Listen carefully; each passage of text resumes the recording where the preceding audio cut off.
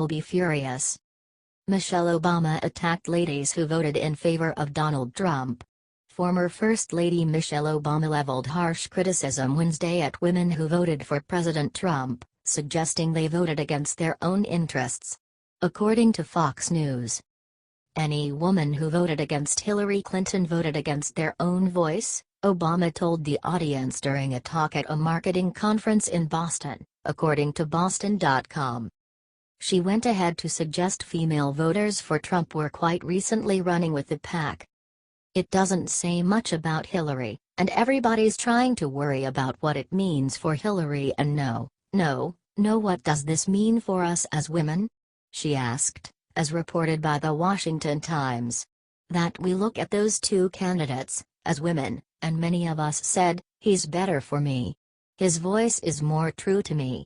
To me that just says, you don't like your voice. You just like the thing you're told to like.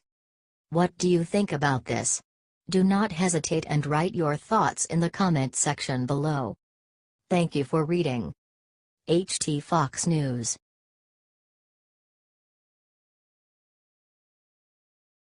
Resignation.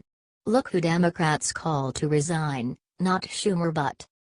Democrats are requiring the resignation of Health and Human Services Secretary Tom Price following reports that he had been utilizing private planes at citizens' expense. Democratic officials started calling for Health and Human Services Secretary Tom Price to leave on Wednesday following a progression of reports about his utilization of private planes to citizens' expense. 5 House Democrats consolidated to request Price's resignation, hours after President Trump said he's not happy with his health secretary's pattern of costing citizens a huge number of dollars to ride on private planes. At a minimum, the American people expect cabinet secretaries to lead with integrity, accept accountability, and use public resources responsibly. In light of your breach of the public trust, we write to urge you to do the right thing and immediately tender your resignation, Democratic Reps. Ruben Gallego, Arizona, Ted Lieu, California, Brenda Lawrence, Michigan, Jamie Raskin, MD, and Pramila Jayapal, Washington, wrote in a letter to Price. According to The Hill. What do you think about this?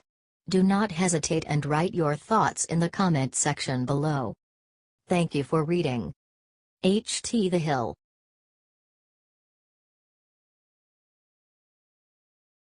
President Trump just leaked shocking video that proves John McCain betrayed America, he is ruined. There is no genuine delight among real conservatives that John McCain is still in the Senate. Notwithstanding what he may have comprehended about loyalty years back when he battled in Vietnam, he surely has shown an extremely twisted form of that temperance as a congressperson. With regard to his military service and with regret for his serious illness, the reality remains that John McCain is a confirmed rhino, a committed neocon. He has a desire for civil war and an inclination for abandoning conservatives. It is a proceeding with wellspring of disappointment that the Republicans of Arizona have demanded running him as the party possibility for Senate in many elections. A case of McCain trickery can be found in his refusal to back legislation to repeal and replace Obamacare, something he had more than once and obviously expressed to be one of his goals. Be that as it may, when allowed to follow up on his claimed standards, he torpedoed the legislation, consequently keeping a truly flawed bill the chance to be improved in a conference with the House. Or, on the other hand, perhaps this was only a horrendous articulation of his abhor for President Trump. In any occasion, his past speeches demonstrate his false reverence. Via Conservative Tribune. If McCain thought that his vote would be forgotten, or perhaps remembered as a profile in courage, well, it certainly doesn't look that way from here. And, as President Donald Trump reminded everyone, McCain's vote was a stab in the back to voters who relied on McCain's repeated promises to repeal Obamacare. In a video posted by the president to Twitter on Monday, McCain is seen saying he would repeal and replace President Barack Obama's signature legislation over and over again. McCain not to acknowledge we are currently in the computerized age where the web makes it conceivable to safeguard everything a political applicant at any point said or did. Old acts and talks will dependably cause issues down the road for them, and that is exactly what is currently occurring to Senator McCain. It is far-fetched that history will recollect Mr. McCain affectionately. He has enraged conservatives while not being very sufficiently liberal to satisfy the opposite side of the walkway. While delighting in his self-created maverick picture, he has remained something of a man without a genuine base, somebody who can't be depended on in the thick of the political fight. Furthermore, if that is the manner by which he will be recalled, that, it is lamentable, however, it fits. What do you think about this? Do not hesitate and write your thoughts in the comment section below. Thank you for reading. HT Conservative Tribune.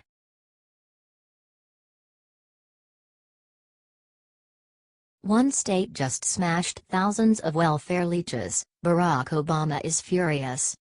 Exactly when Obama thought it was safe to start development of his new presidential activist center, one state tosses another monkey wrench into the entire Obama legacy works. While Barack Hussein Obama was president, he had the questionable respect of making a caretaker state like no other with a record 44 individuals on welfare. He was exceptionally pleased with this, as well, as Nancy Pelosi would later crow. Now all those unemployed and people on assistance will be able to spend more quality time with the family. Tennessee authorities, be that as it may, have put the kibosh on a celebration for the leftists to howl about how incredible they were for making such a needy era. They are now reinstating a rule that says people who accept assistance are required to work for their benefits. The humanity. Via Conservative Tribune. A full 7 years after the crisis began and long after an easement of the worst privations had occurred, 42 states still had full or partial work requirement waivers for the Supplemental Nutrition Assistance Program. Unfortunately for gravy train riders in the great state of Tennessee, the volunteer state will soon no longer be on that list. According to the Tennessean, Governor Bill Haslam, a conservative Republican, announced this week that his state will reinstate the work requirements nearly a decade after they were waived. As of February 1, 2018, most Tennessee counties will require able-bodied adults who do not have dependents to work 20 hours a week at a job, getting education or training, or volunteering. Recipients will have 90 days to comply with the new regulations once they take effect. When we hit record low unemployment 3 months in a row, then it comes a time to look around and say, are we doing everything the right way? We looked at this and thought, it's hard to justify a waiver. Approximately 58,000 food stamp recipients in Tennessee will be affected by the new requirements, and, if history is any indicator, that means the food stamp rolls are going to plummet. The help rolls are as of now, right now, on a downward death spiral, on account of the endeavors of a president who has faith in singular soul and the motivation and integrity of self-preservation. We've been puttering around for a long time under the feeling that a U.S. president was never going to act to our greatest advantage. Be that as it may, since the race of Donald Trump, welfare rolls are down, joblessness is down, and the share trading system and the GDP are up. We have a great deal to celebrate. What do you think about this? Do not hesitate and write your thoughts in the comment section below. Thank you for reading. HT The Tennessean, Conservative Tribune.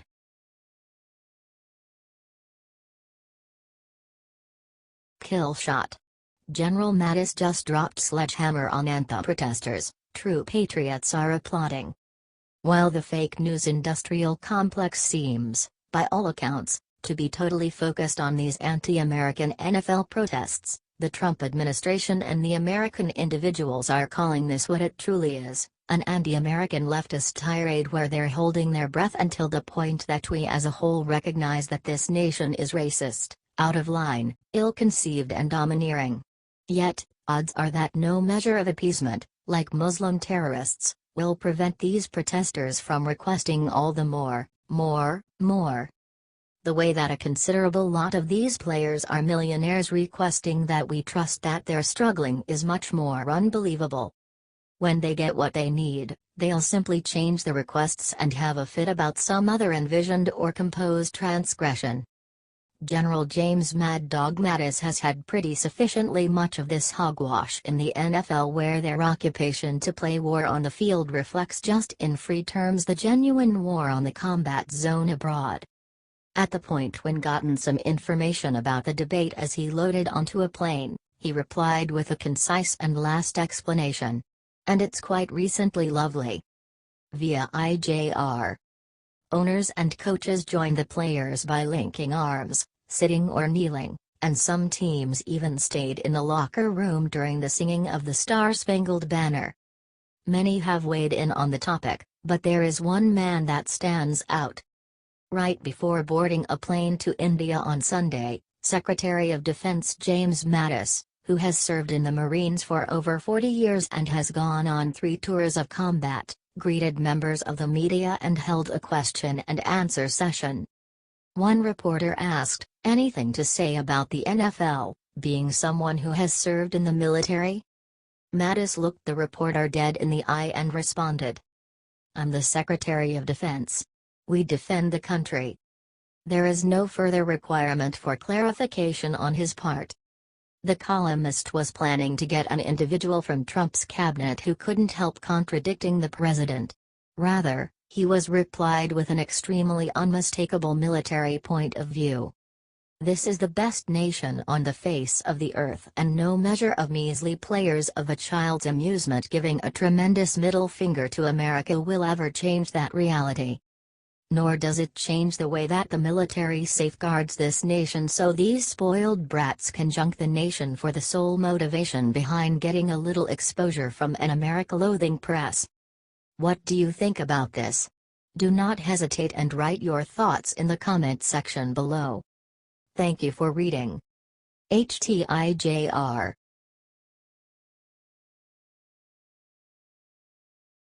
Barack Obama just dropped nasty NFL announcement. At the point when Kaepernick first picked not to stand for the national anthem at an NFL game a year ago, governmental issues saturated the amusement and haven't left since.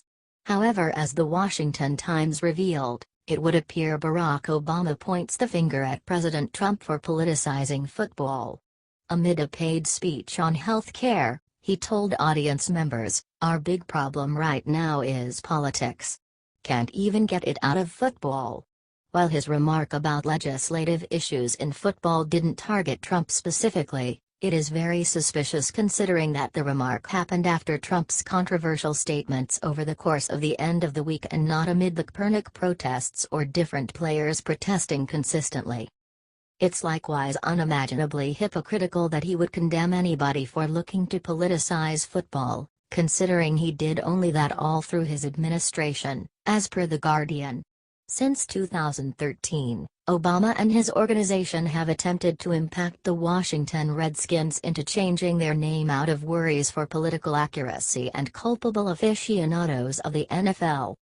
In 2013 he agreed with rivals of the Washington Redskins who considered the name of the group offensive to Native Americans.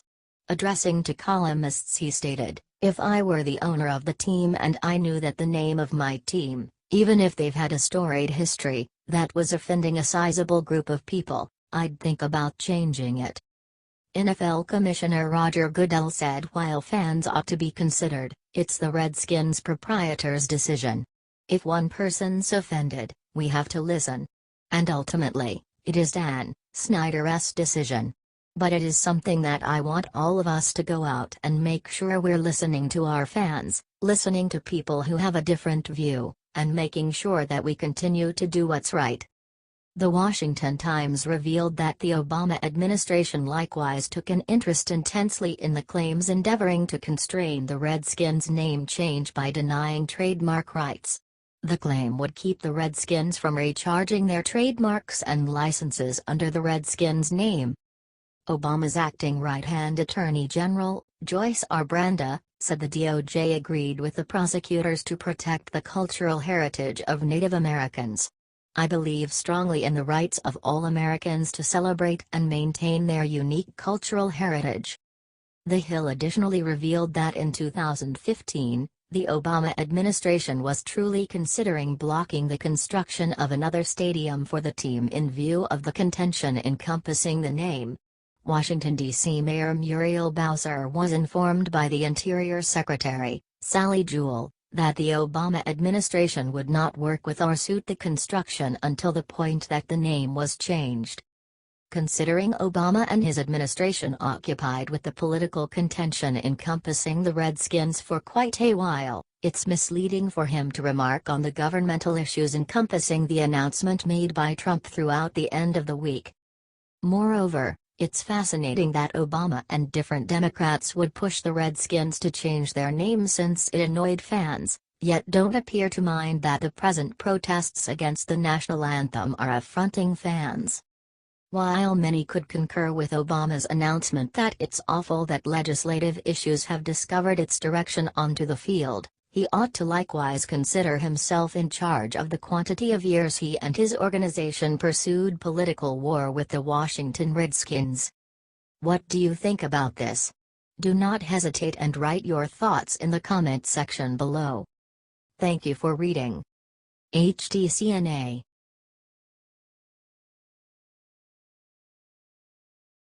No one saw this coming. Governor of Puerto Rico just issued shocking message about President Trump. The abnormally dynamic 2017 Atlantic hurricane season keeps on seething into fall as Puerto Rico recoups from Hurricane Maria's devastation. Puerto Rico Governor Ricardo Rossello commended President Trump for his quick reaction to Hurricane Maria, including that the American island is as yet attempting to recuperate from the biggest catastrophe in modern history for Puerto Rico, as per Politico. Governor Rossello and different authorities praised President Trump and the federal government for having a comprehensive relief plan before the tempest hit. The American island of Puerto Rico has for some time been dismissed by the federal government. The territory, which is home to 3.4 million Americans, does not send representatives or senators to Congress and has no electoral college votes. Resident Commission Jennifer Gonzalez, Puerto Rico's non-voting congressional representative, clarified that President Trump's reaction is a welcome change from past administrations. This is the first time we get this type of federal coordination, she included. Hurricane Maria hit Puerto Rico on Wednesday as a Category 4 storm.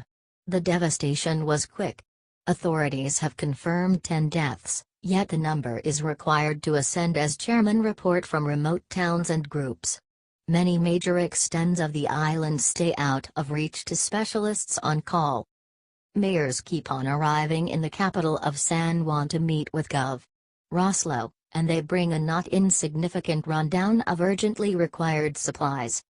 Mayor Jose Sanchez Gonzalez, from the seaside town of Manatí, told the representative that his group is totally out of fuel and crisp water. Hysteria is starting to spread. The hospital is about to collapse. It's at capacity, he stated, with tears streaming down his face. We need someone to help us immediately.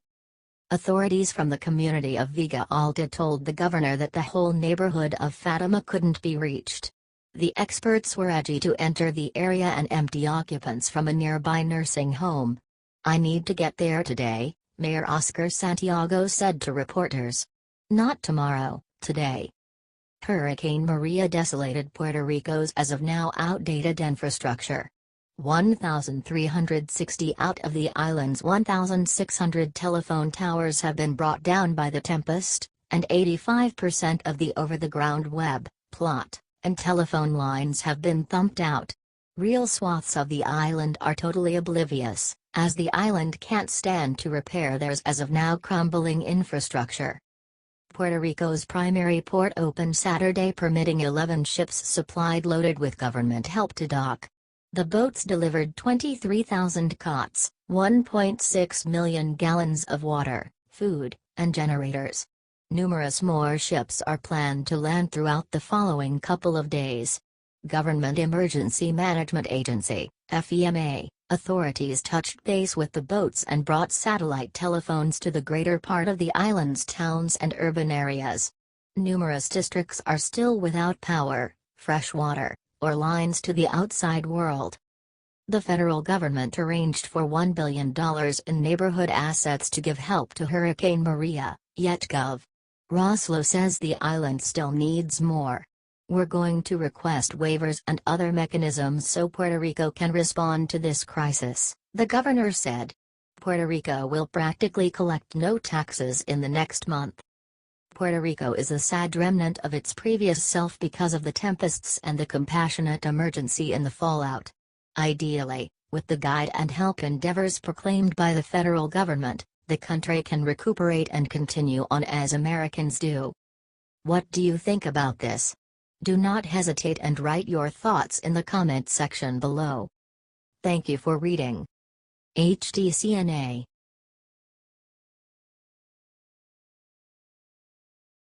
$300 million Obama scandal just erupts. What he did is awful. The most current Obama scandal isn't only an insult to our military, yet a misuse of profitable tax dollars and assets. As per Fox News, the Department of Defense has pledged to watch the security forces in Afghanistan after a current report revealed some startling data. The Office of the Special Inspector General for Afghanistan Reconstruction, or SIGAR, revealed significant gaps between the assigned force strength of the Afghan National Defense and Security Forces, and the actual number of personnel serving. At the end of the day, it creates the impression that Obama paid out around $300 million to ghost soldiers. The letter from the SIGAR to the Pentagon refers to discrepancies between the number of soldiers assigned to a given range contrasted with the quantity of soldiers really serving the region. There is no sensible clarification for the divergence. There are, be that as it may, bits of episodic confirmation that more than acceptably attach the Obama administration to shady dealings. News of this factual irregularity is bringing up issues with reference to regardless of whether whatever is left of the U.S. government knew about these ghost soldiers at the season of subsidizing. The citizens' dollars could have been put to better use here at home. Since 2002, Congress has given generally $68 billion to ENSF, including pay rates. This is driving some to guess that the administration was deluded. The police boss in the Helmand province noticed that half of the 26,000 officers and police that were apparently paid never existed. Special Inspector General for Afghanistan Reconstruction John Sopko confirmed, in January 2015 we reported that more than $300 million in annual, U.S.-funded salary payments to the Afghan National Police were based on only partially verified or reconciled data and that there was no assurance that personnel and payroll data were accurate. Obama was included with the financing of the soldiers and police force at the time. One can just figure with respect to what the Obama administration would have liked to accomplish by paying these non-existent servicemen. We found similar deficiencies during the course of our April 2015 audit of Afghan National Army personnel and payroll data, Sopko said. Possibly, the Obama administration will accuse administrative mistakes, on the off chance that they remark by any stretch of the imagination. However, it's conspicuous to whatever is left of us that some kind of result conspire was likely set up. It wouldn't amaze any of us to learn, in a great time, that some individual, however, no of our soldiers, profited from those assets. The Department of Defense is entrusted with discovering precisely what a number of Afghan soldiers and police operate in the nation. They've inferred that 90% of police, and approximately 70–80% of the military, have all been biometrically selected. The examination will proceed. The Pentagon confirmed, expressing that, when the initial inventorying is completed in July 2017, DoD and the Afghan Defense Ministry will have a more accurate representation of actual force strength. Obama was funneling tax dollars out of the nation that should pay for soldiers. Since we know those soldiers never existed, we should discover where that cash went, and why it went there in any case. What do you think about this? Do not hesitate and write your thoughts in the comment section below. Thank you for reading. HTCNA